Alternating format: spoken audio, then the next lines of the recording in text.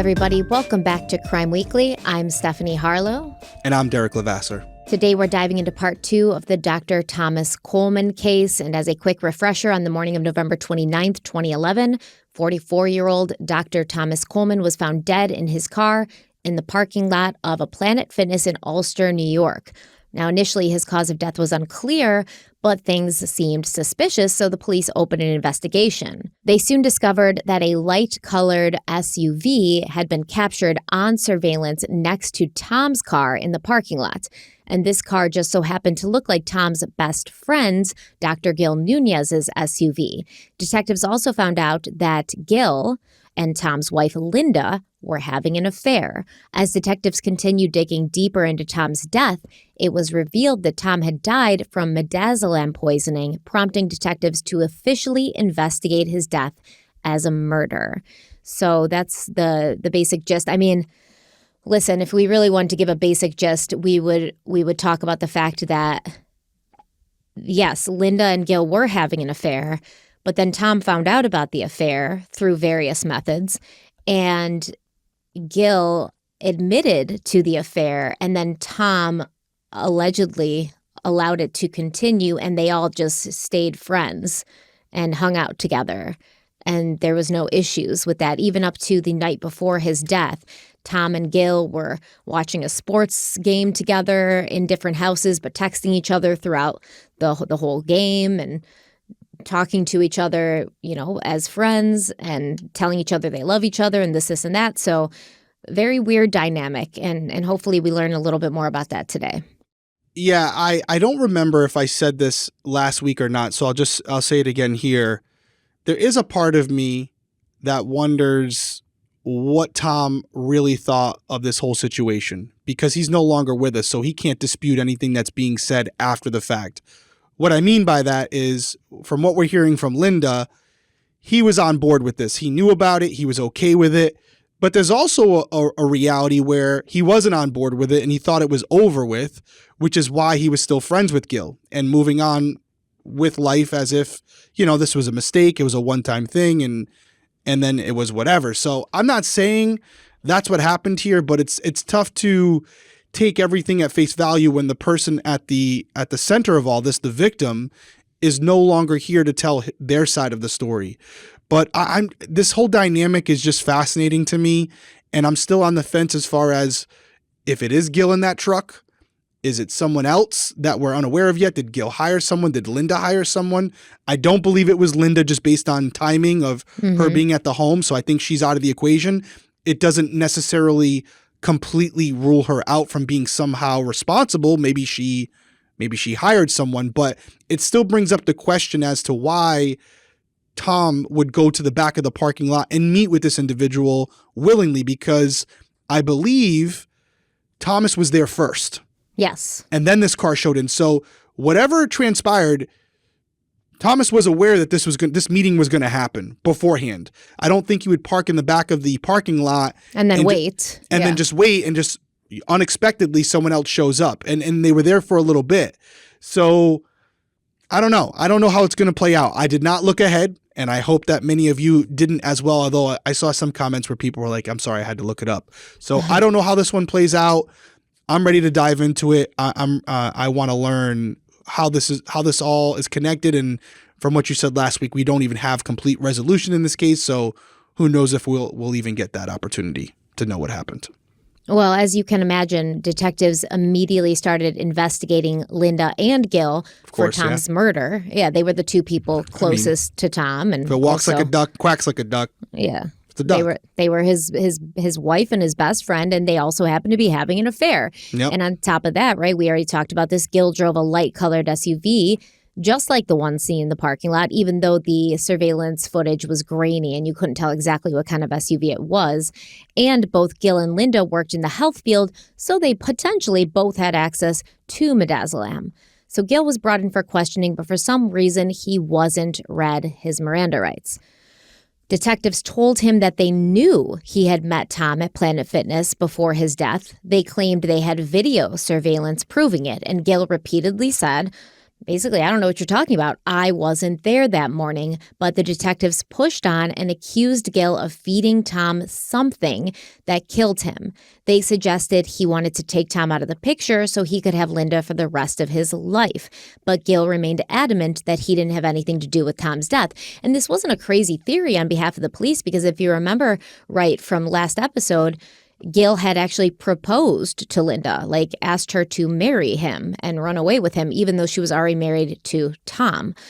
So around 2 hours into the interrogation, questioning became extremely accusatory in nature, and detectives refused to allow Gil, who had not yet been charged with anything, to leave when he said he had to return to work.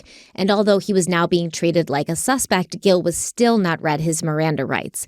The interview continued for hours, and sometimes the detectives became aggressive, cursing and slamming their fists on the table. They also continued lying to Gil about what evidence they had against him, which is legal. They can do that. We've already discussed that before. But the fact that it's going on for hours and they're like, we have your car there, we see you on surveillance, and he's like, I wasn't there, it kind of says something, because if he was there and the police are looking at him and they're like, we have you on surveillance, he probably would have admitted to it already and been like, oh yeah, actually I did meet him there, but we just had a quick chat and then I had to get to work. And I was going to go work out, but I decided to go to work early instead, something. But instead, he just continues. Yeah, he continues denying that he was there, even though they're telling him they have this hard evidence that they see him there. You would think they would admit to it. I've had situations where I will actually show them a photo of them at the scene, and they'll say, nope, not me. And it's like, no, that's you. I could see there's a name tag on your shirt, and it says, hi, I'm Derek. But they're like, nope, not me. Deep fake, not me. So I agree with you to the bigger question I have is, why not read them the Miranda rights? There's times where I've arrested somebody for larceny of a pair of sneakers, and I still read them their Miranda rights, not because I plan on questioning them, which a lot of people have that misinterpretation of it, where unless law enforcement is going to question them, they should read their Miranda rights. I always got into the practice of reading Miranda rights, even if I wasn't planning on asking them any direct questions, because there is an opportunity while, as a patrolman, I'm driving them in the police cruiser back to the station, and they may initiate the conversation by saying, man, I only did this because I needed this, or I did it because so-and-so told me this. Now they're initiating the conversation, and what they're saying could be used against them later. So just out of an abundance of caution, I would usually read the Miranda rights just so I could document legally and truthfully that, hey, they knew their rights. They knew they had the right to remain silent. They knew they had the right to have an attorney present, and yet they engaged with me and said things that were incriminating to what had occurred. So just a huge lapse in judgment here. They detectives knew they were going to question him. They had a plan of attack, obviously, and they were clearly interrogating him as a suspect.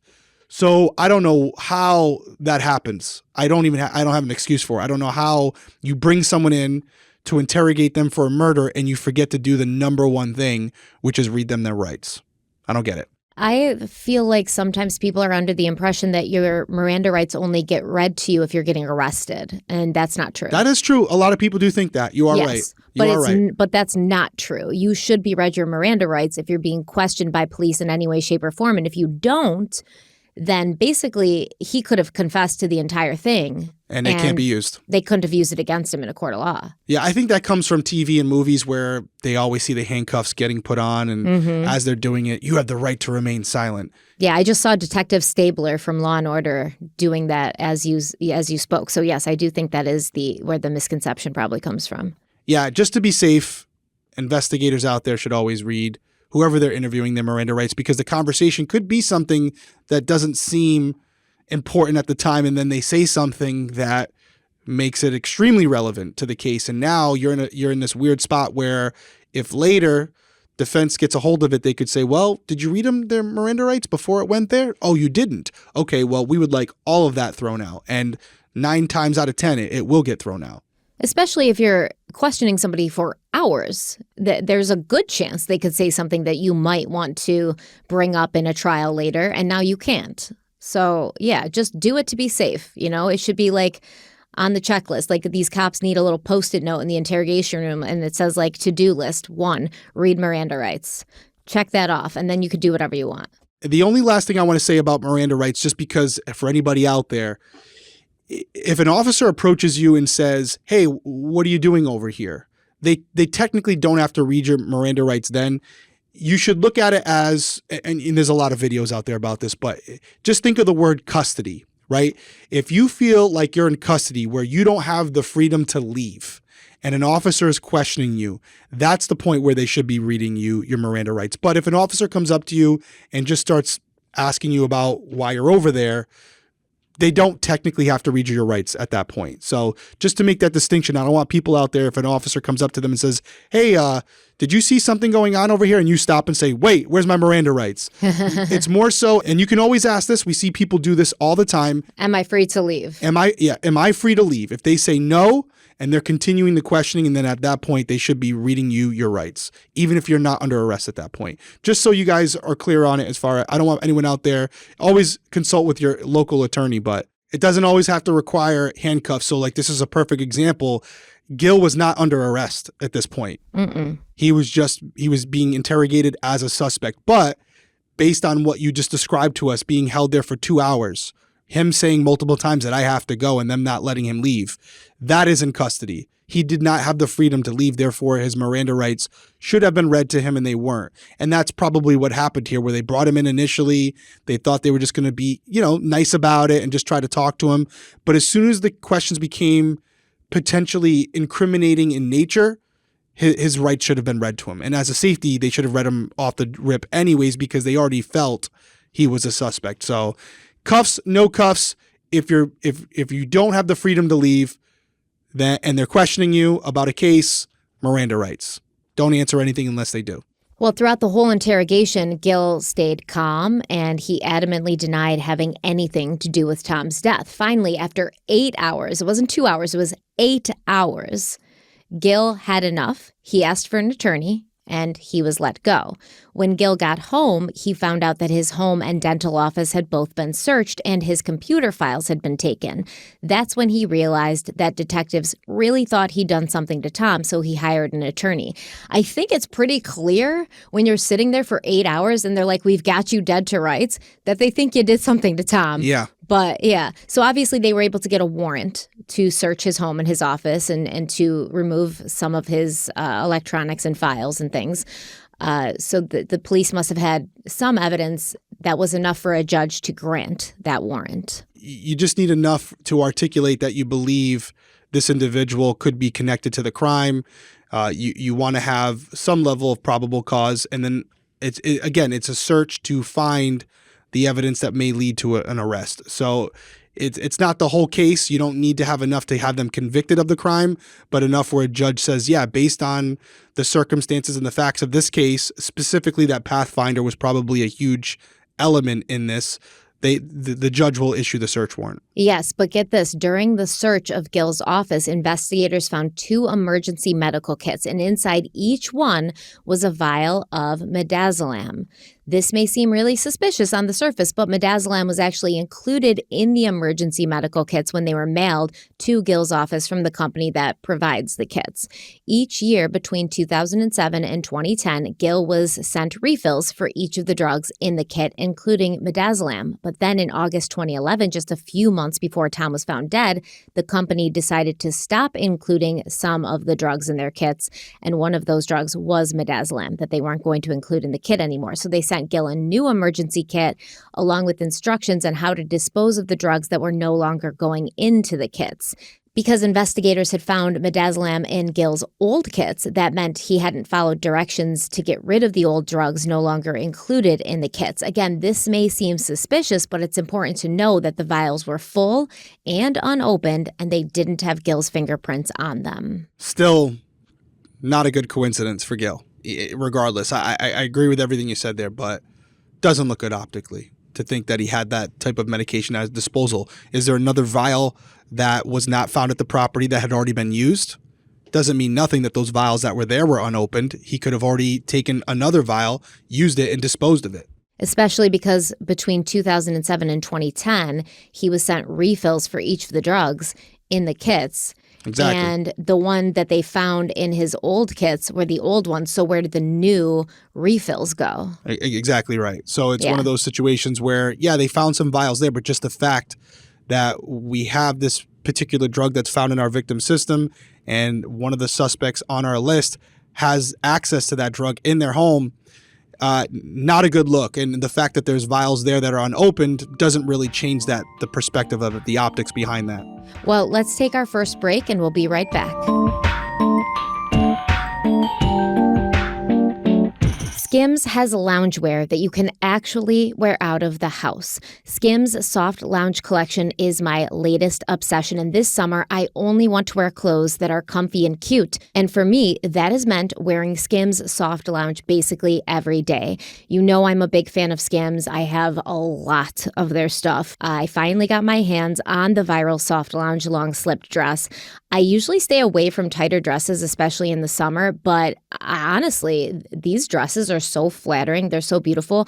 So we really love Skims here at Crime Weekly. We think you should check them out for yourself. Everything Skims makes, I love and highly endorse. And Derek's going to tell you how you can check them out for yourself. Shop the Skims Soft Lounge collection at skims.com, now available in sizes extra, extra small to 4X. If you haven't yet, be sure to let them know that we sent you. After you place your order, select podcasts in the survey and select our show in the drop-down menu that follows. We would greatly appreciate it. So go check them out, guys. Skims.com.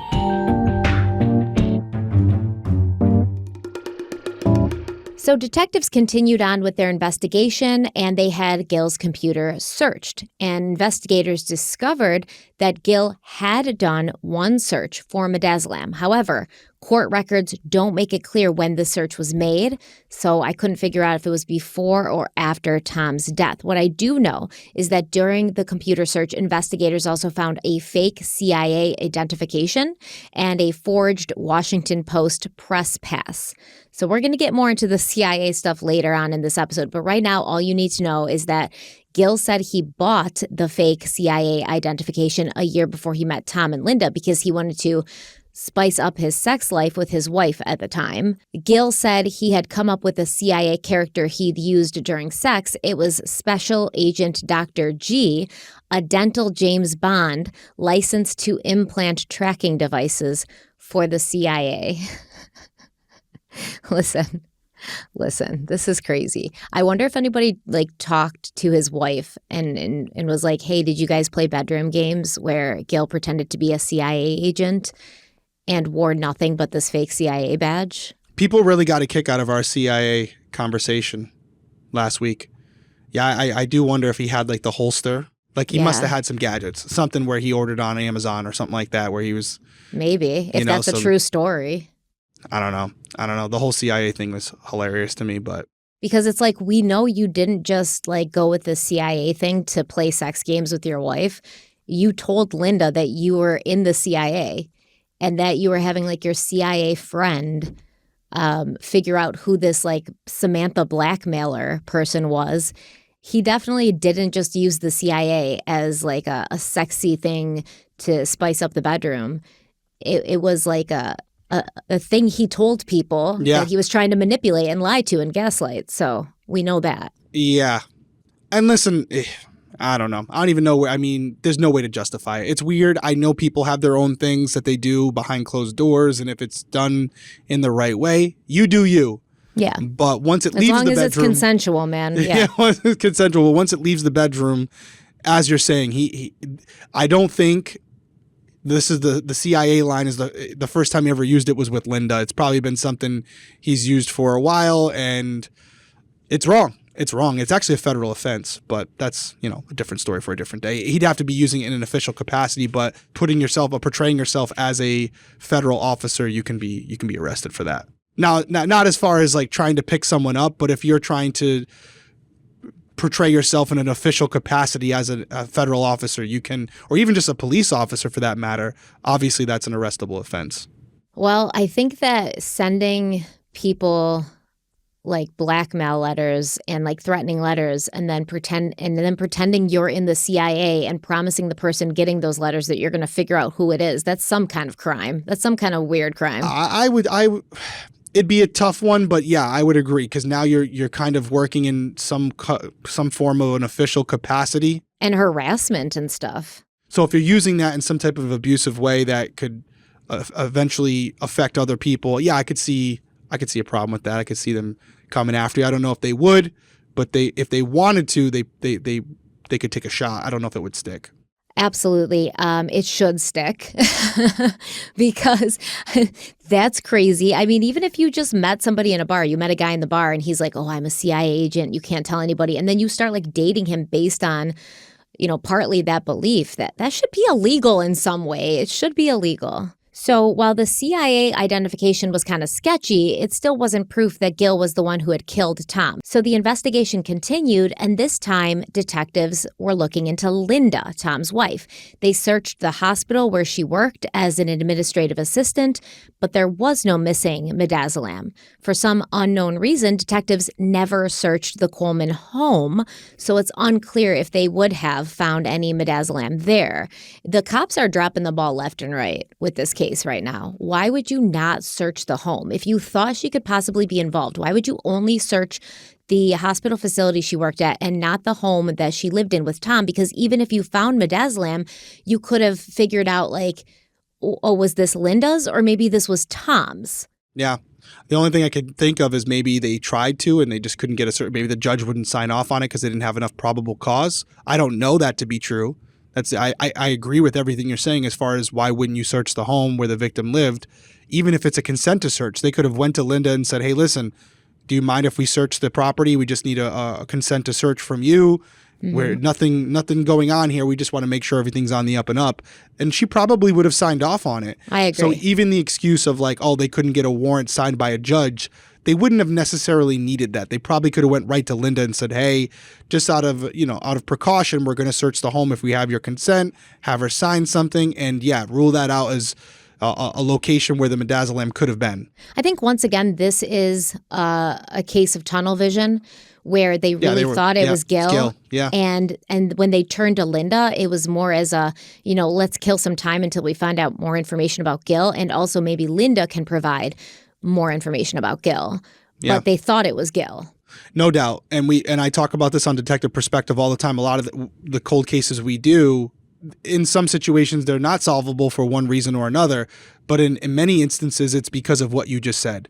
They have tunnel vision. They go in there and they get, 3 or 4 breadcrumbs that points to one person, and they put the blinders on, and then the real suspect walks right by them. And detectives are human beings. And when they start to have this hunch that they have the right guy, they just need to get the facts to support it. They can miss obvious evidence, or they can make mistakes in the investigatory process where they're not searching areas that you would think on the surface are commonsensical, but they're missing those steps because they feel, hey, if Gil's the guy, Linda's home isn't important. And that's how you make mistakes, and that's how you end up with podcasters talking about it later, and it sounds to everyone like it's just this obvious thing they should be doing, and yet they didn't do it. I mean, even if they didn't find the actual drug there, now if they go to trial, Gil's attorneys can use this as a way that detectives missed potential evidence. They can say, well, how would you know Linda didn't have this midazolam? You never checked her house. And it just casts more reasonable doubt about the guilt of their client. Absolutely. Yeah. No, I'm with you. I don't have an explanation for it. So Linda was also brought in for questioning. She took a polygraph, she passed, and eventually she was officially ruled out as having any involvement in her husband Tom's death. Gil, on the other hand, was not ruled out. Detectives felt there were too many suspicious things going on with him. He was having an affair with Tom's wife. His car looked like the one seen in the surveillance videos. He had access to midazolam. He did a search on the computer for midazolam. It was all adding up, and detectives couldn't ignore it. Yeah, also had a motive, right? Also had a motive. Well, yeah, that's the affair, yeah. Yeah, I mean, so you have means, motive, opportunity with him. So it's one of those situations where I don't blame them for feeling this way, but you have to have the evidence to support it. And these factors, a lot of it's speculative. The vehicle, they don't know concretely that that's the same vehicle. It could be, or it could be a coincidence. The midazolam, yes. The surveillance video, to a certain degree, but as I just mentioned, not 100%. And so you really, when you break it down individually, you don't have a lot against Gil. Even though on the surface it looks like him, you don't have enough to make an arrest. Because No. if you did, you would have. Yep, exactly. They did not have enough to make an arrest. So, hoping to find more evidence, detectives decided to try and figure out what Gil and Tom had been talking about the day before Tom was found dead. Because if you recall from part one, Gil told detectives that he and Tom spent the evening at their own homes watching the Giants game and then texting about the game throughout it. And investigators searched Tom's phone records and found that on the evening before Tom was found dead, he had been texting with Gil back and forth. In fact, a total of 62 texts had been sent. However, when investigators went to search Tom's phone, they discovered that all 62 of those texts had been deleted, along with all other texts from the 2 days before Tom was found dead. Later, investigators were able to recover 20 of the texts from Gil on the day before Tom was found dead, and they were all about the Giants football game they'd been watching. But what happened to all of those other 40-something texts? What was in them? And what was in the texts from the previous days that were erased off the phone? And also, who erased them off of the phone? That was something from part one. I had a note here, and you were in the middle of a sentence, so I didn't get back around to it. But when you originally said talked about the deleted text messages, I didn't know if they were deleted from Gil's phone or Tom's phone. But now you're saying Tom's phone, which raises a huge red flag because it could be the perpetrator, right? They were in the vehicle with Tom before killing him or after killing him, and they opened his phone and deleted those text messages. Or there's another player in this game that we're unaware of, or we shouldn't be ruling Linda out at this point. There's a lot of variables that come back into play knowing that the text messages were deleted from Tom's phone because there's only a few people who would have had access to it. Or it could be a completely random person like Samantha. Exactly. It could be as well. Like Samantha could be real. Gil could have conspirators that we don't know about. We don't know yet. And that's why maybe he was so sure and able to tell the police so confidently that he wasn't there that morning, because technically he wasn't. So detectives continued investigating and interviewing witnesses, and one of the more important interviews came from a woman named Marielle, who rented an apartment from Gil above the dental practice. She told detectives that she lived there with her husband and that Gil occasionally had dinner with the couple. One of those dinners took place right before Tom was found dead, and during that dinner, Gil talked about how he had spent Thanksgiving with his girlfriend and her husband, a.k.a. Linda and Tom. And Mariel said Gil expressed frustration because he had been trying to get his girlfriend's husband to move on and date other women. And herein lies the crux of the issue and what I've kind of been suspecting, whereas Gil never really wanted this to be like a love triangle thing. Gil never really wanted it to be him, Tom, and Linda. Gil always wanted it to be Gil and Linda. And he sort of played along like, oh yeah, we're all friends. I love you, Tom. I love you as much as I love her. We all love each other. But as he's going through this process of ingraining himself into these people's marriage, he's also trying to get Tom to step out and see what else is out there, hoping that Tom will eventually just be like, well, Linda and Gil are together. Why don't I get myself a girlfriend too? And then organically things would just move on and Gil and Linda would move on together. And then Tom and this new woman would move on together. That's what he was hoping. And that's why Gil played nice, in my opinion. No, I think you're right. And I think Linda, on the other hand, was looking at Gil as something different. Something fun. Yeah. Something fun, something short term. But at the end of the day was still in love with Tom and still wanted to be with Tom. And I think that maybe that message was not picked up on by Gil, which is why he's building her custom closets. So that's the issue that you run into here, where the messages are being not received in the way that they're meant to be delivered. So you end up with a situation like this, where you got three different people thinking three different things. Yes, exactly. Exactly. So we're going to take a quick break and we'll be right back. Most Americans think that they spend about $62 a month on subscriptions. But get this, the real number is actually closer to $300. That's literally thousands of dollars a year, half of which we've probably forgotten about. And I can tell you that I'm very, very guilty of this. But thankfully, I started using Rocket Money. They found a bunch of subscriptions I'd forgotten all about, and then they helped me cancel the ones I didn't want anymore. So for instance, when I'm researching and I come across a news article that's behind a paywall, I'll usually subscribe to that news publication, but then I'll forget about it. So honestly, Rocket Money has really taken that stress off of me. Rocket Money is a personal finance app that finds and cancels your unwanted subscriptions, monitors your spending, and helps lower your bills so that you can grow your savings. Rocket Money has over 5 million users and has saved a total of $500 million in canceled subscriptions, saving members up to $740 a year when using all of the app's features. So we definitely suggest that you check Rocket Money out. I think everybody can benefit from this because most people are not as in touch with their finances as we think we are. And Derek's going to tell you how you can check Rocket Money out for yourself. Yeah, funny story. I've already used Rocket Money. They have some cool commercials out there already. So I used it a while ago just because I wanted to see if I was missing out on any plans that I paid for and forgot about them. Yeah, just like everybody else I had. So it probably saved me $30-$40 a month just by going on there and checking it out. And we strongly recommend that you guys do as well. So stop wasting money on things you don't use. Cancel your unwanted subscriptions by going to rocketmoney.com/crimeweekly. That's rocketmoney.com/crimeweekly. One more time, rocketmoney.com/crimeweekly.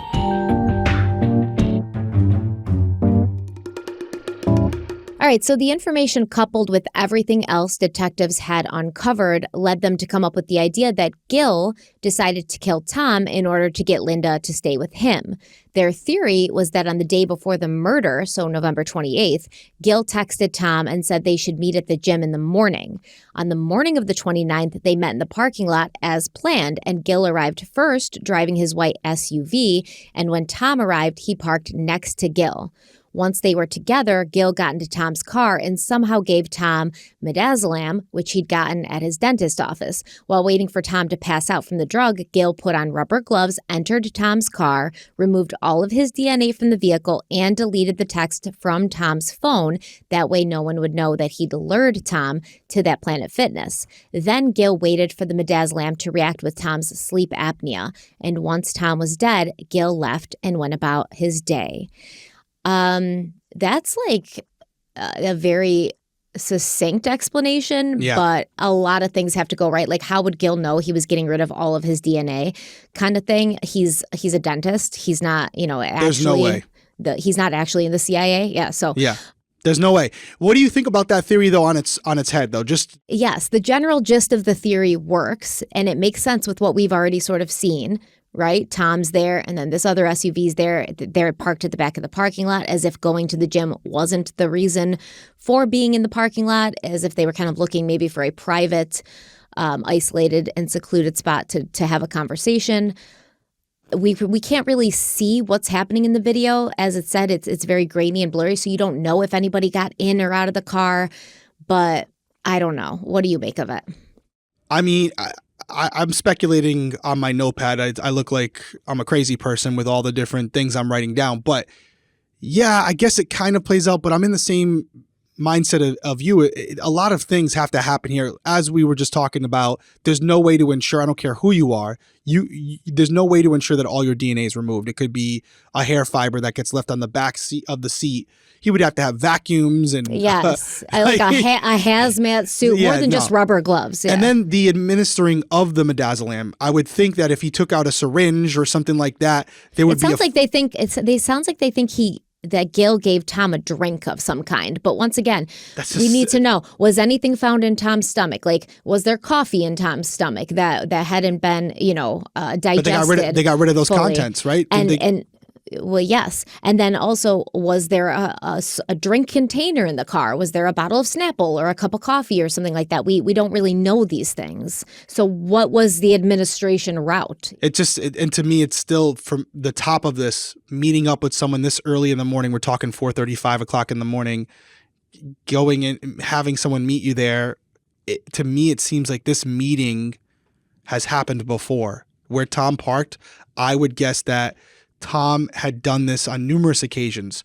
Was he meeting another woman? Was he meeting Gil? Was there something going on between him and Gil? No, I think he was going to the gym and Gil probably the night before was like, hey, can we get together and talk about this tomorrow? And Tom was like, I'm working. Yeah, I'm working. I'm busy. I have to work all day. Honestly, I don't even feel like talking to you about this. But you know what? I do go to the gym early. So if you want to like stop by before I get my workout in, we can chat really quick. But I only have 5 minutes. Yeah. Because I'm on a schedule And that could be those deleted text messages, right? Where they were discussing that. That would explain why they're gone, which I'll also say, I don't know if Gil's involved or not. At this point, we're halfway through this episode. I'm leaning towards he is in some capacity. Mm-hmm. Why would these text messages be deleted only from Gil? That doesn't make any sense. And then you have all these other circumstantial pieces of evidence that don't look good, plus a motive. And it does lean towards Gil. But at this point, as I've said a couple times, do you have enough to make an arrest? No. So this theory, in theory, is good, but doesn't really mean much at the end of the day. You can't arrest them for it. And like, did the police ask Gil, okay, these texts from you are erased from Tom's phone. Do you still have them on your phone? Because exactly. if I were to find out that the texts were also erased on Gil's phone, that's extra suspicious, right? Because now that person, whoever deleted them, would have to have access to both phones. And we talk about the pool of people who would have had access to Tom's phone.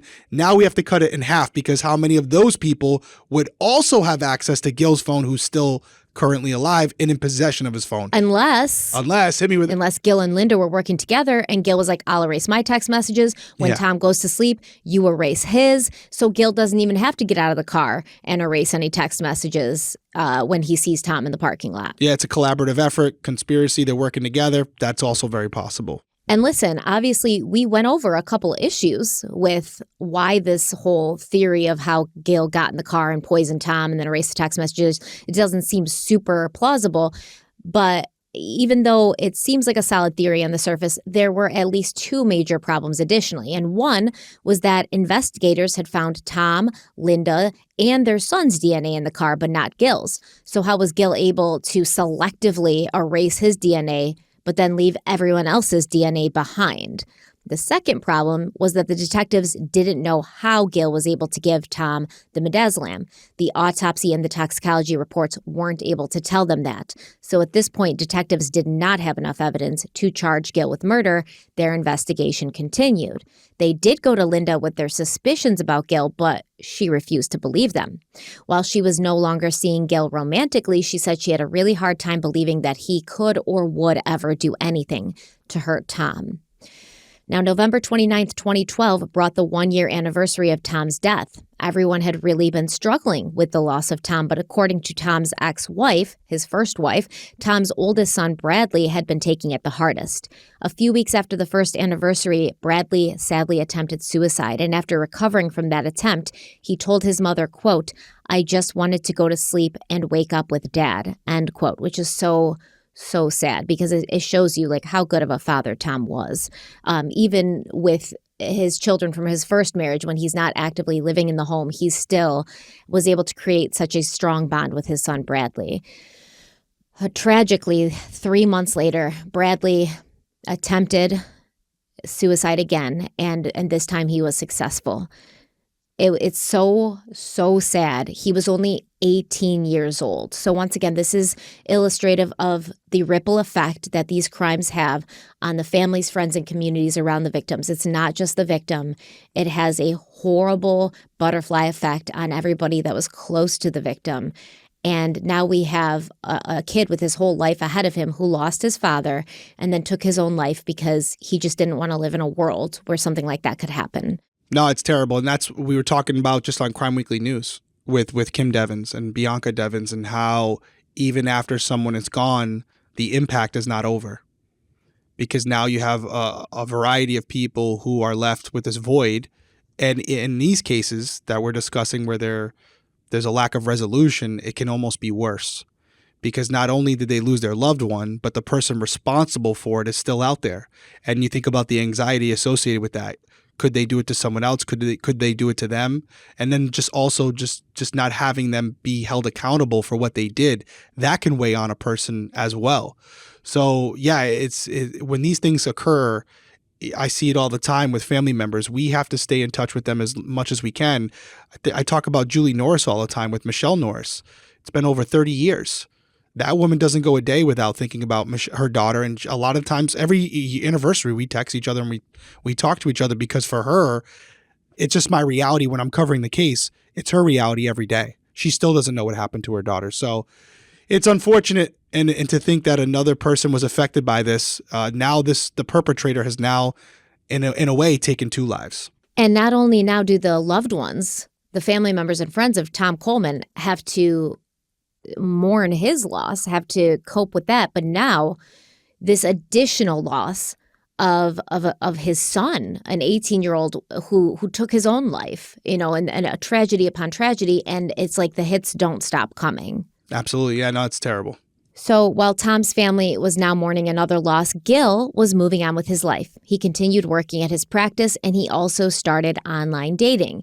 He ended up meeting a new woman, and they got married in the fall of 2014.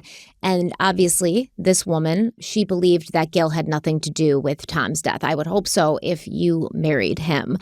But we see this often. The new partner is kind of, believes their partner, feels bad, believes the partner's being, wrongly persecuted, this and that, and they're loyal. They're ride or die, which you should be with your partner. You should be able to trust and believe them. Yeah, but what's interesting to me is what you're saying here.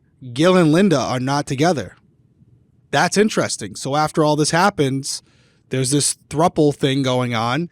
But after Tom's taken out of the equation, whether that was Gil's motive or not, for some reason, Gil and Linda are no longer a thing.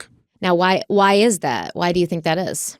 You tell me. What's your theory? Well, Linda might think that Gil's involved. If Linda's not involved, then Linda clearly thinks Gil has something to do with it.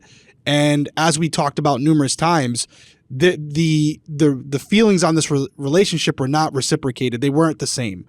Gil was obviously much more into Linda than she was into him.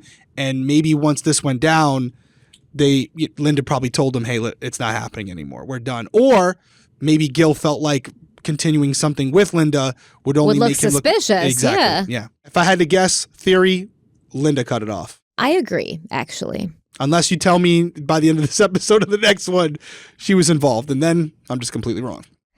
So, meanwhile, detectives continued building their case against Gil, and while doing so, they uncovered many small crimes that Gil had been committing. He was eventually charged for some of the crimes, but not all. One crime they found was that Gil lied on multiple marriage licenses. In 1987, Gil married a woman in Queens, New York, and that marriage ended in divorce. And then in August of 2001, Gil got married again, this time to a woman who we're going to call Annie. But on his marriage license to Annie, Gil said he'd never been married before, which is obviously a lie because he'd been married back in 1987. Detectives further learned that Gil had been inappropriate with Annie's sister. Reportedly, a year after marrying Annie, Gil approached Annie's sister multiple times, telling her he loved her, wanted to be with her, and that he had married the wrong sister. What a scumbag. Gil and Annie's marriage later came to an end, surprise, surprise, around the time Gil met Linda and Tom. So Gil's monkey branching from person to person, and this feels a lot like limerence to me. Do you know what limerence is? Nope. It's basically an intense longing for a romantic connection that can lead to a serious addiction.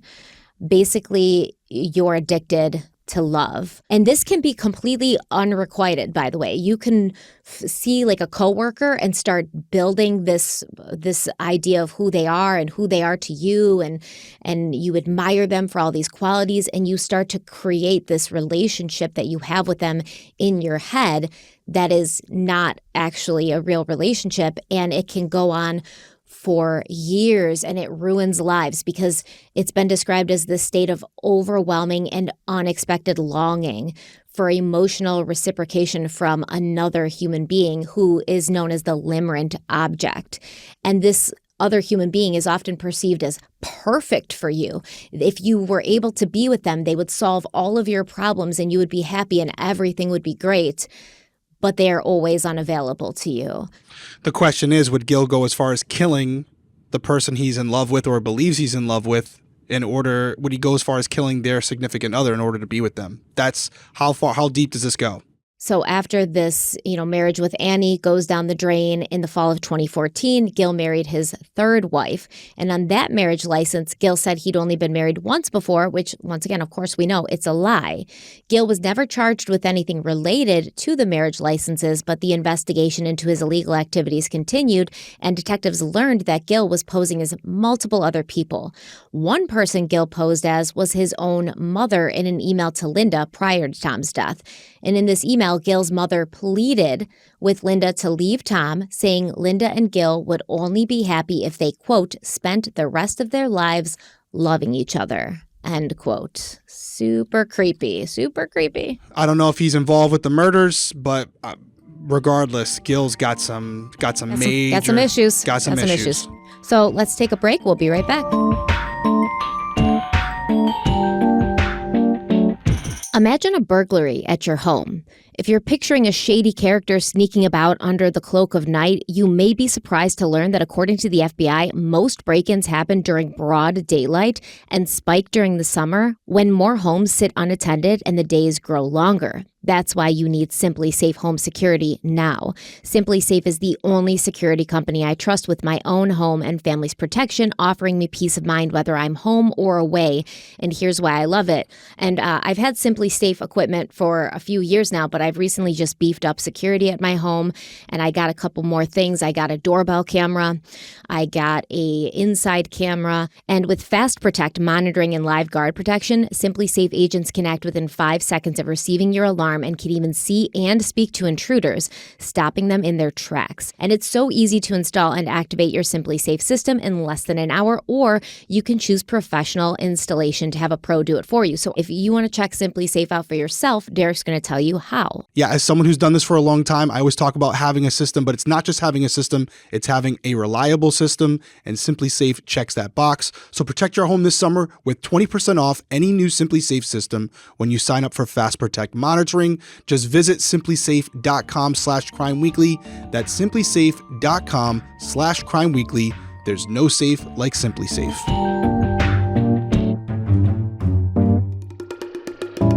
We figured out, and detectives figured out, that Gil's just not a super honest person. He's lying on marriage licenses. He's posing as other people, trying to convince Linda that he's the only one for her. And then detectives learned more about how Gil was posing as a CIA agent. As it turns out, Gil had told several people that he was a special agent of the CIA. He even forged top-secret stationery on CIA letterhead and had a fake CIA identification. He also told people at his dental office that when the CIA called him, he would plant CIA trackers in people's teeth. But that's not where Gil's impersonation of a CIA agent ends. If you recall from part 1 of the series, in early 2011, Linda started receiving texts from a woman who claimed she was having sex with Tom. After receiving these texts, Linda asked Gil, who, remember, she believed he was in the CIA, to help her figure out if the texts were real, and Gil said he would help, and he later provided her with a letter supposedly written by one of his colleagues at the agency. After Tom was found dead, Linda gave the police the letter, which read in part, quote, "Sometimes we as human beings believe that we know a person's character and behavior very well just because we have cohabitated with that person for many years. But we all can make mistakes in life. And as research has proven, people fall out of love all the time, and they stay in a relationship for numerous reasons except for love. Sincerely, Agent 7532469102113, end quote." Oh my God. Yo, what is the CIA agent giving like relationship advice to Linda for? Yeah, that's what the part I was laughing at. It's like, if I would expect a CIA agent, if they wrote me a letter, it'd be very pragmatic, to the point. Like, hey, this very is the clinical. answer. Yes or no. Yeah. This is, they're not adding any fluff to it. So the fact that they're also playing a love therapist at the same time is a little. That right there should be red flag number 1. Yes, a little, and going along with Gil's narrative. I mean, at this point, this CIA agent, Gil moonlights as a dentist. This CIA agent is a marriage counselor. Yeah, I mean, even as a local police officer, not some, high-profile CIA agent. Even when we had situations at the police department where we would have an individual, whether it was a man or a woman, come in and maybe they were having some issues in their relationship. And sometimes as police officers, we get called to a domestic dispute that hasn't raised to the level of a criminal act, but just an argument.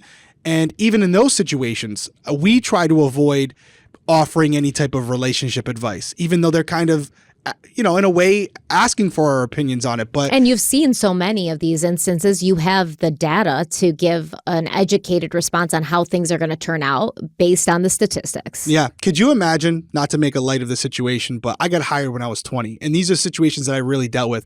I didn't even know who I was at 20. But at 20, 21 years old, I'm responding to these calls and these adults, are having these arguments, and I walk in. And the woman is looking at me like, dude, you could be my son. What are you going to do? And I'm like, ma'am, it's going to be okay. And she's like, oh, yeah, what would you do? And I'm like, I don't know. I still live with my mom. But that I remember those situations happening, and I would leave those calls and I'd be like, man, maybe I'm a little too young for this job. Maybe I'm a little too young. But we got through it. But I mean, it's not your job to give life experience advice anyways. So. Right. So back to this story, the fact that the CIA agent who's conducting this serious business would decide to also inject some of their personal opinions on who she should be with. I don't know Linda. We haven't talked a ton about Linda and who she is as a person, but I would like to think that upon reading this letter, she would realize that something's up. I would hope so. He's like, research and survey shows people fall out of love all the time. Yeah, okay. I would hope she would read the rest of this and go, huh. Okay, something doesn't smell right. Well, maybe after her husband was murdered, she started putting things together? Putting the pieces together, yeah. Okay. And the police also learned more about Gil posing as Samantha. If you recall from part 1, over the course of 2 days in July of 2011, Tom received nearly 1,000 texts from a woman named Samantha. And these texts were all about how Linda was having an affair with Gil. And at first, Gil didn't admit he was the one who sent the texts.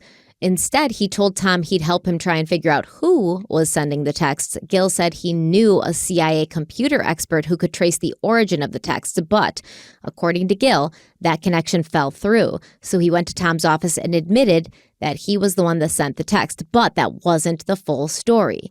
The police found out that Gil had actually offered $500 to his office IT guy, Steve, to pose as the CIA computer expert and meet with Tom and Linda to discuss the texts. And Steve later testified, quote, Dr. Nunez asked me to essentially pose as a CIA agent, end quote. Steve said it was his understanding that Tom and Linda were receiving text messages and that his role was to attend a meeting with the couple and pretend to be a CIA agent to reassure them that he was investigating the matter. Steve said he did not know the contents of the messages that the Kolmans were receiving. Steve said that Gil showed him a bifold wallet with what appeared to be a CIA badge and identification inside, and Gil asked Steve to take both items, and he also wanted Steve to put his picture on the ID and use that to pass himself off as a CIA agent. Steve said Gil also told him to bring another person to the meeting with the Kolmans, preferably a police officer or retired police officer, because that person would have a badge and a gun. Steve initially agreed to Gil's request and reached out to a guy named Nicholas, who was a retired Ulster town police officer, who at that time he was friends with Nicholas. Steve and Nicholas were friends. The two met, but Nicholas told Steve, hey, this sounds like a horrible plan. I'm glad someone had common sense. I'm glad. Okay, finally, we got someone who has a brain.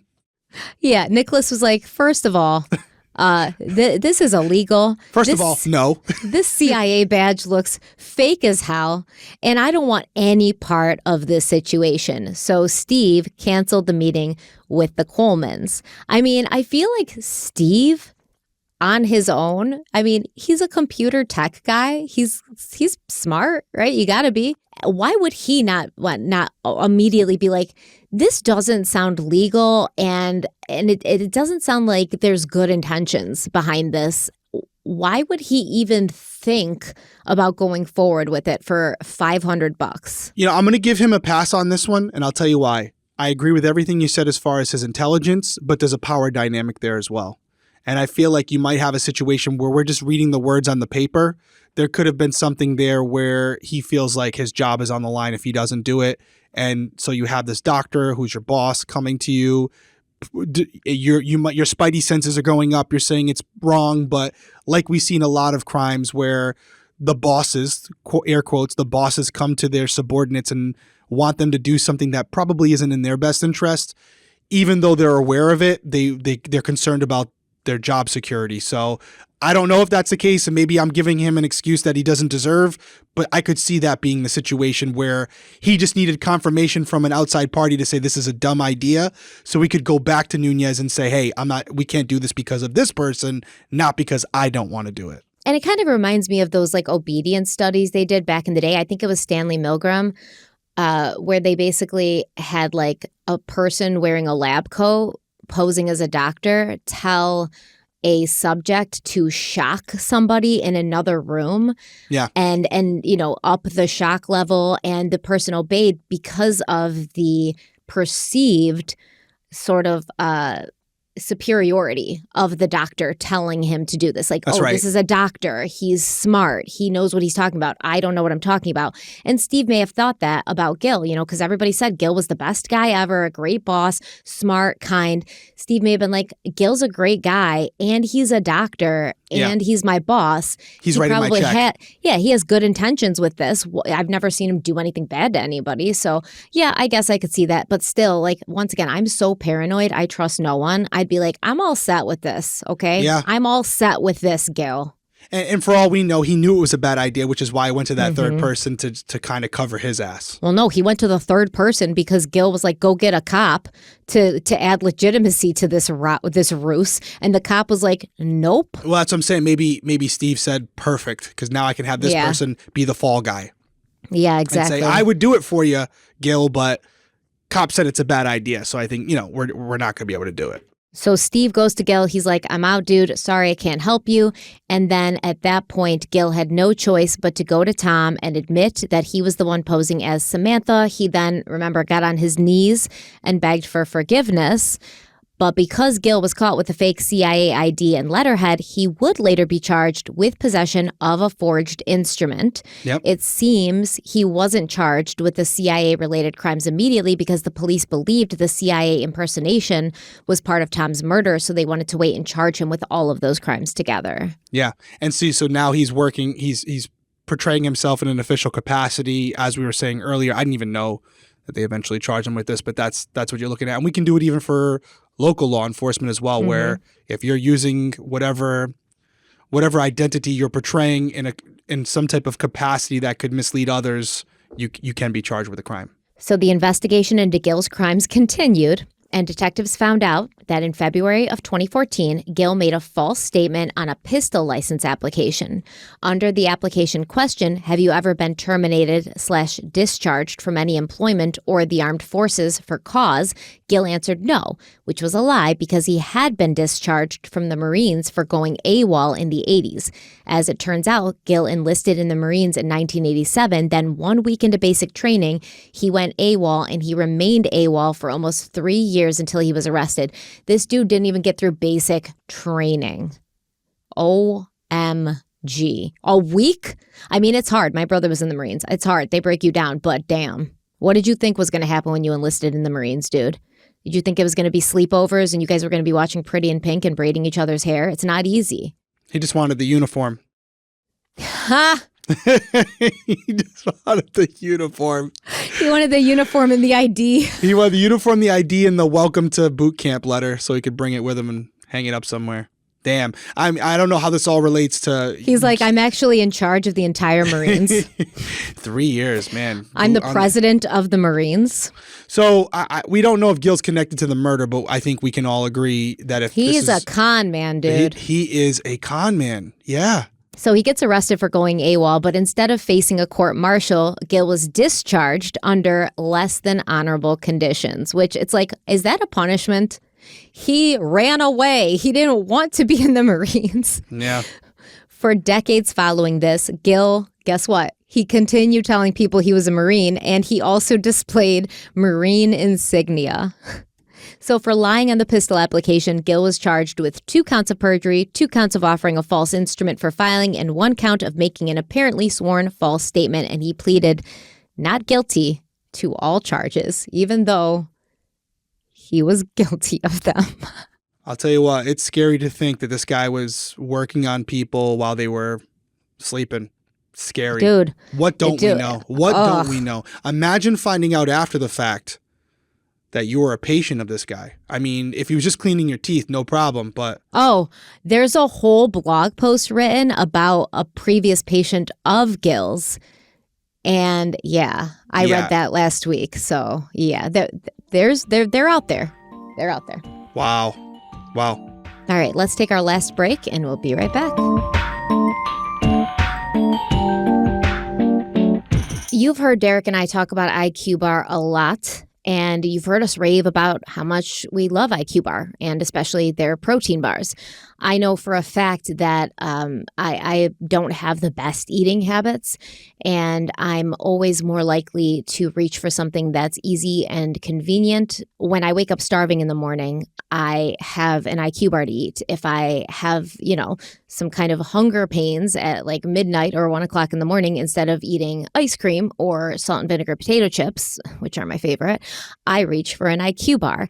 And they always not only fulfill my cravings, not only leave me feeling full, satisfied, and not unhealthy, but they taste delicious. Start each day right with IQ Bar's brain and body boosting bars, hydration mixes, and mushroom coffees. And we suggest that you try their ultimate sampler pack, which includes all 3. You get 7 IQ Bar flavors, 4 IQ mix flavors, and 4 IQ Joe flavors. And today, our listeners get an exclusive offer of 20% off plus free shipping. This is a really great deal.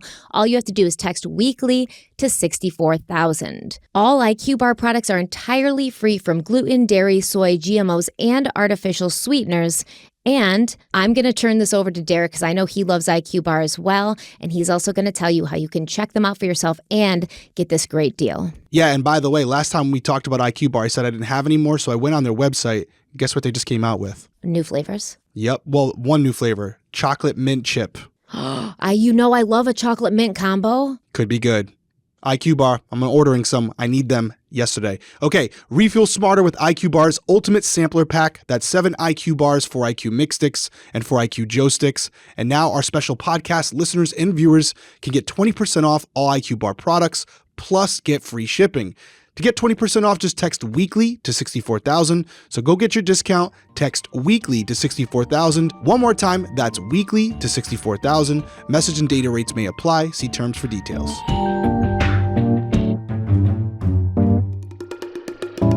So detectives continued investigating Gil and found out that he filed a false insurance claim for $8,400 in 2014.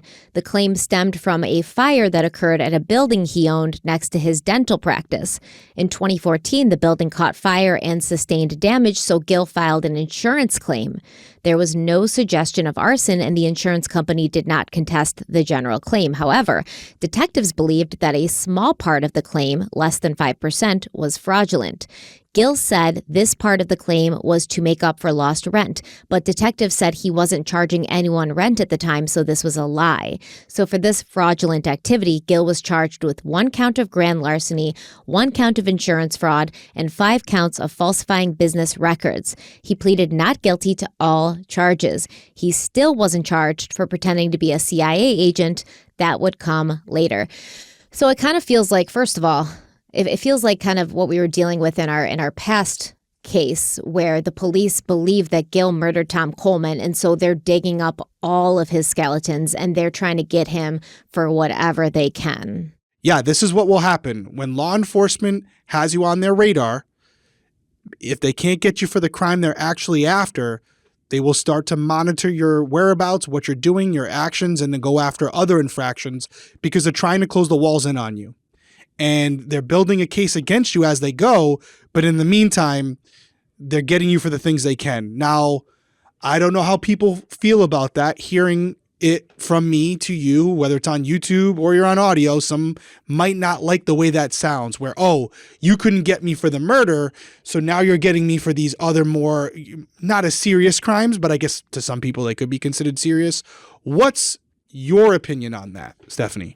I mean, I definitely think that's what they're doing. They think he killed Tom. They're looking into all of his background, probably to see, like, were there similar crimes? Like, Was he ever in a relationship with another married woman and then her husband accidentally died and it was written off as natural causes? They're probably looking for something like that, but they're going to see what they see while they're looking in the background. And because, most likely there's a frustration that they can't get him for what they want to get him for. So they're going to just hit him with whatever. And also they're hoping to basically just be up his ass enough where they find something or he slips up or admits to what happened. So I like the way you framed that. And I agree with you. And this is me defending the cops. I know people love that. Sarcasm, if for anybody to pick up on it. But that's how I would look at this, where they're looking at him for a much bigger crime. And as they're pulling back the curtains, as they're opening boxes, they're finding other crimes. And therefore, they're doing their job and charging him with those crimes. I'm sure some of you, and maybe you're right, will say, oh, this is petty. They're doing this because they can't get him on what they actually want. So they're targeting him and just hitting him with the minor offenses. That could also be true. That could also be true. And it absolutely has happened. So I'm not sitting here saying that every time these situations unfold like this, it's all on the up and up. But the reality of the situation is, if they weren't committing those crimes, they couldn't charge him with them. And that's where I land. If they're committing the crime, whether they found out initially, as the investigators are concerned, or they're finding out after the fact as they're looking at you for something different, if you did the crime, you got to do the time. So listen, if you don't do it, they can't come after you for it. I will say going after less than 5% of an insurance claim is a little petty. I'm with you. I'm with you. Petty. And so that's an even better point. Maybe it's a combination of the two. Right? It's like you got all this time to do all this shit, but you couldn't read them as Miranda rights. Exactly. So there could, and there's also an element to address where it's not just one officer working on this. It could be a team of officers. And I can tell you firsthand, we don't all get along with each other. So you may have one set of people working on one element of the case, another working on another, and they're doing different things. Although there's a collaborative effort where everyone's getting together, different investigators are working on different parts of the investigation. And so that's another reason why certain things could be going forward in a certain way and others are not. So a lot of different variables here. I know that not everyone will agree on this one. Would love to hear your thoughts on it. How do you feel about it? We've talked about this now in two cases. Stephanie just mentioned Marlene Warren, and now obviously we're talking about this case where officers are using other infractions to go after someone for a bigger crime. Do you agree with it? Do you not agree with it? Would love to hear your thoughts. So by the summer of 2015, Gill had only been charged with crimes for the false insurance claim and lying on the pistol application. Detectives were certain that he'd been responsible for Tom's death, however, but they still didn't have enough evidence to back up their theory. For one, they still weren't sure exactly how Gill had given Tom the midazolam. The pathologist hadn't been able to answer that question for them. The pathologist said that midazolam can be given orally and generally is mixed with a liquid. However, he thought it was possible the midazolam had been injected, but once again, he couldn't be sure. To try and figure out if that was possible, Tom's body was actually exhumed twice. During the exhumations, they found traces of midazolam in one of his eyes, in his blood, and his jaw muscles. The amounts weren't high enough to cause the death of a healthy person. However, it could be enough to kill someone with sleep apnea. It still wasn't clear how or when the midazolam got into Tom's system, but knowing that Tom had coffee in his system during the autopsy, the pathologist theorized that the drug could have been hidden in a cup of coffee. Coffee is somewhat bitter, so it would kind of mask the taste of the midazolam, which is also bitter. No one could be sure the drug had been hidden in coffee, though, since there was no coffee cup left behind in Tom's car. However, the coffee idea was even more believable when lab results from Tom's pants came back and showed that a stain on the pants tested positive for the presence of midazolam. It seemed likely that the midazolam had been accidentally spilled or splashed onto Tom's pants during administration, or Tom was holding the cup of coffee, drinking it, and as he started to lose consciousness, he spilled it or it sloshed out. I don't know, but there was no coffee cup in his car, so we're to think that the perpetrator brings a cup of coffee maybe for both of them. Hey, listen, I grabbed a coffee for you and me before coming over here. I know how you like your coffee. they're sitting there, they're drinking it, and as they're having a conversation for 20, 30 minutes, then Thomas starts to fall asleep? Is that what they're saying? Is that what we're supposed to believe here? Well, I'd be interested to know, how long does midazolam take to work? To take effect? Yes. Because if any doctors in the comments, please weigh in, because this is not our area of expertise, and it seems to me like a lot, to be honest. Maybe he had coffee before he left the house, right? Well, if that's the case, then it's not Gil. If that's the case, it wouldn't be Gil, correct? Right? So that's another problem. And I know that, it would take effect within just a couple of minutes if it was being injected, but how long would it take if you drank it and then it had to be digested and get into your bloodstream that way? And see, these are the things that we talk about with investigators that can pose problems. Let's say, for the sake of this conversation, it takes an hour for midazolam to take effect, right? Well, that fact would rule out Gil, or rule out any person administering the coffee in the car, right? So would investigators ignore that because it doesn't support their Gil theory? That's when you can run into problems with these cases where, as you mentioned earlier, confirmation bias could pose some problems in the overall case if you're directly going after one person, but you're pointing your finger up like you figured something out. So what do you got? Okay, here's what I found out, and bear with me. Okay. So what we do know is that Tom pulls in, this other car pulls in, they're sitting next to each other for a few minutes. The other car pulls out. Tom's car does not move, and he does not get out of it. So we're assuming that by the time this other car left, Tom was unconscious, because otherwise he would have gotten out of his car. And gone into the gym, exactly. He would have gone, or he would have put his car into drive and left. Now, the clinical sedative effects of midazolam occur within 5 to 10 minutes of oral midazolam administration. The maximum effect is accomplished in 20 to 30 minutes. So, based on that, I believe that he did not, I mean, depending on how far the gym was from his house, I believe he was given it by whoever pulled into that parking lot next to him, because then you could just, wait until he started being drowsy and like losing consciousness, and then you could leave knowing that it had done its thing and it was gonna do the work. Yeah, 5-10 minutes. Didn't see that coming. Thought it would take longer. Okay, so now Gil's back in play, and it also gives him time where he brings them both a coffee. They're talking, they're drinking. I guess you'd have to assume that Thomas is drinking the coffee fast, really fast. So he's drinking the coffee. He starts to doze out. If it's Gil, he cleans up the car, deletes the text messages, and then gets out of there. Takes the coffee cup. Yeah, it's still a lot to do in a very short period of time. We're in a small window here. Do you at least agree with that? I mean, this is like... Yes, I do. Yeah. This is a really small window for this all to take place It would have to all go very, very much according to plan. Yeah. Yeah. Okay. Well, we'll roll with it for now. So detectives now built upon their previous theory. They now believe that when Gil met up with Tom in the parking lot, he gave him a coffee, which was laced with midazolam.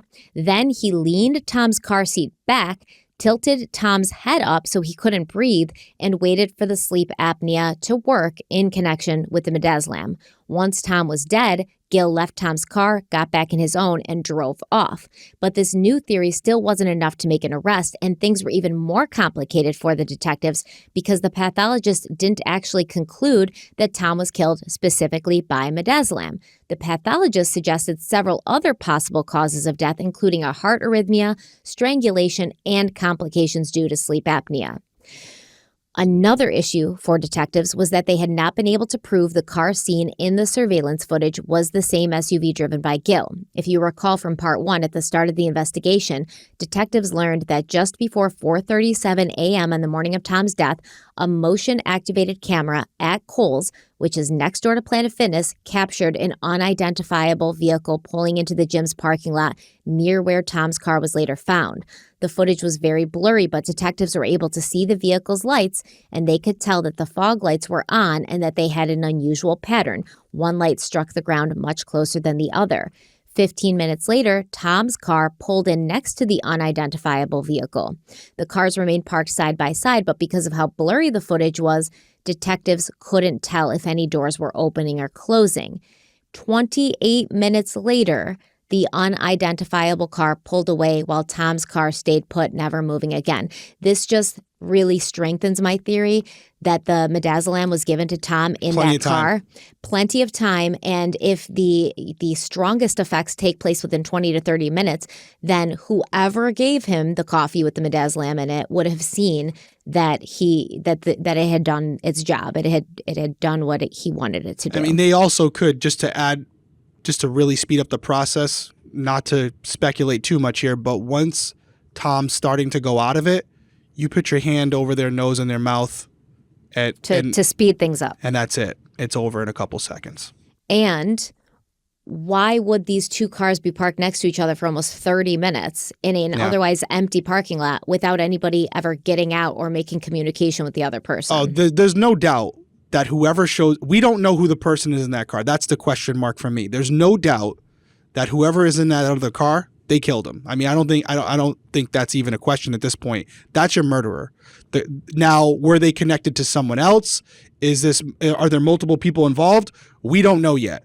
But without a doubt, the person that's in that vehicle is at least partially responsible for Tom's death. We just got to figure out who that person is. Yes, exactly. But remember, they had an idea who the SUV belonged to because Gil had shown up to the scene driving a white SUV, a Nissan Pathfinder, and they wondered if his Nissan could be the pale SUV seen next to Tom's car. So they obtained surveillance footage from businesses on the route from Gil's apartment to the Planet Fitness, which partly goes down Albany Avenue. And through this additional surveillance footage, detectives learned that starting at 4:35 a.m., a white Nissan Pathfinder could be seen heading in the direction of Planet Fitness, passing a series of businesses along Albany Avenue, and the vehicle's fog lights were on, and they had an unusual pattern, just like the pale car seen next to Tom's car. One light struck the ground much closer than the other.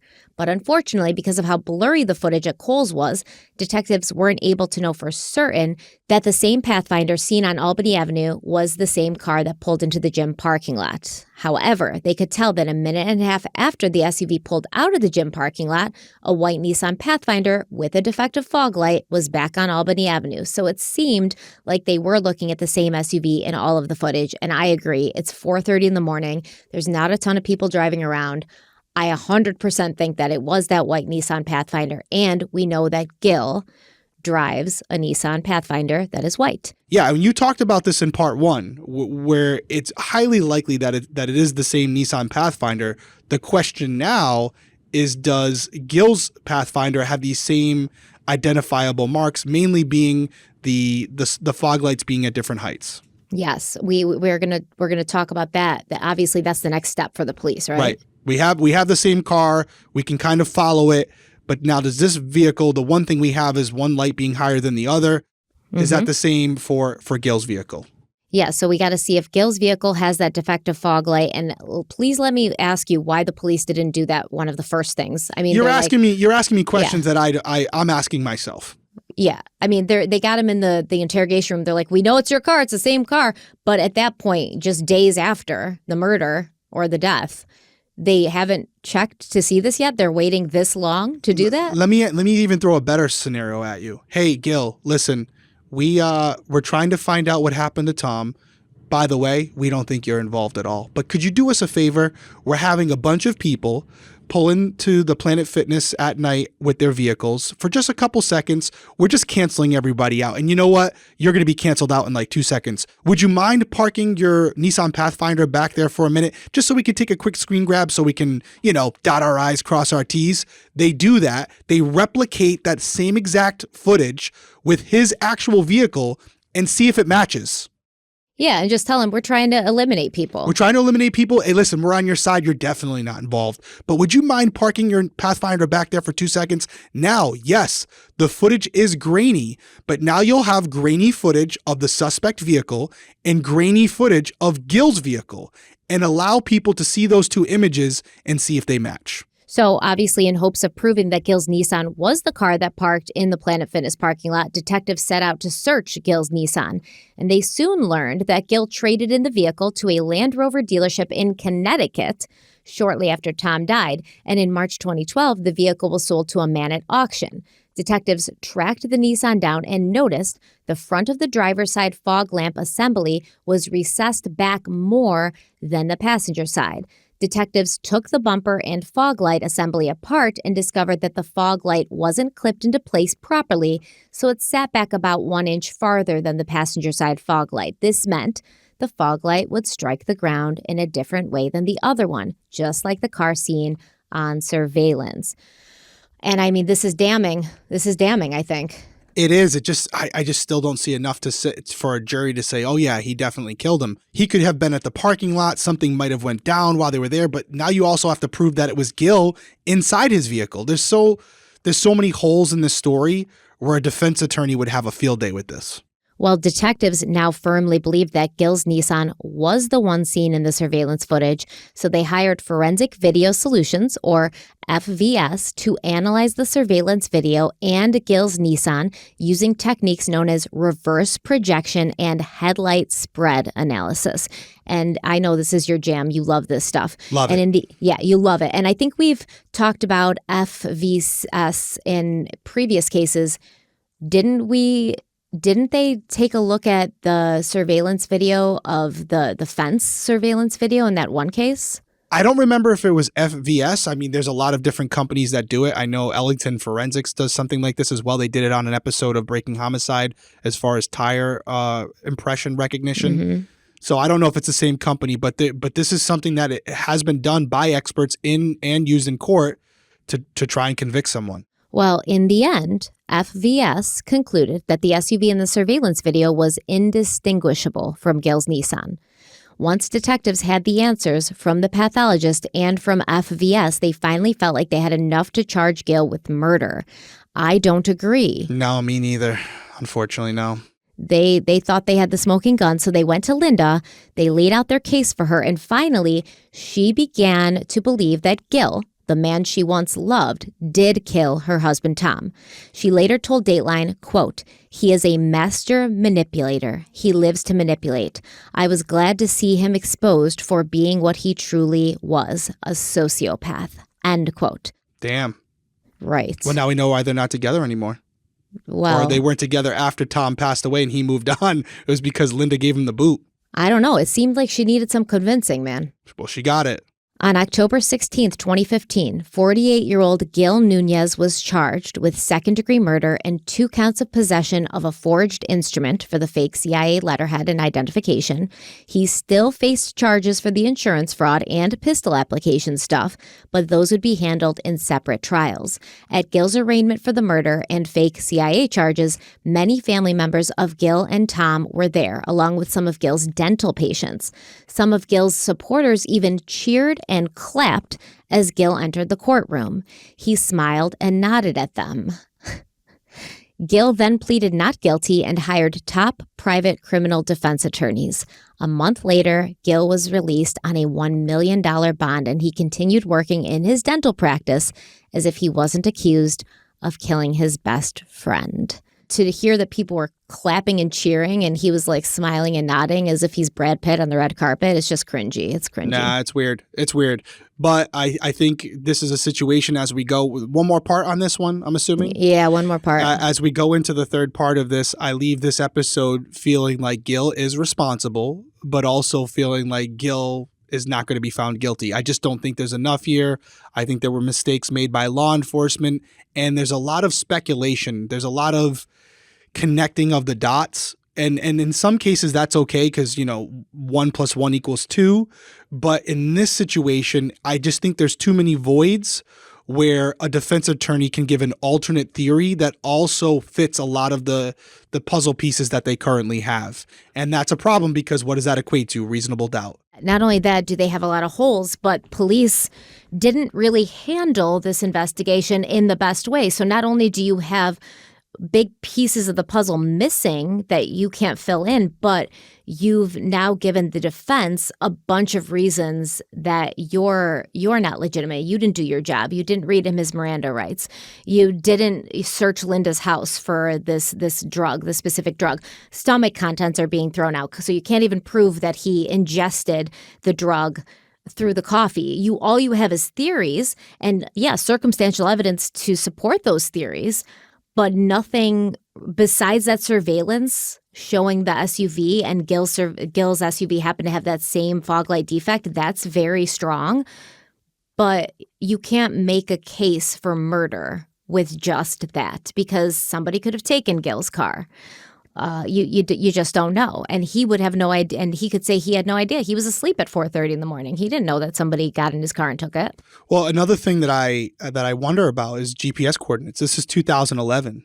So you have a situation where we talk about the Idaho murders, right? It wasn't only the vehicle, it was also Koberger's cell phone GPS location as far as the vehicle being a certain location and the cell phone bouncing off similar towers.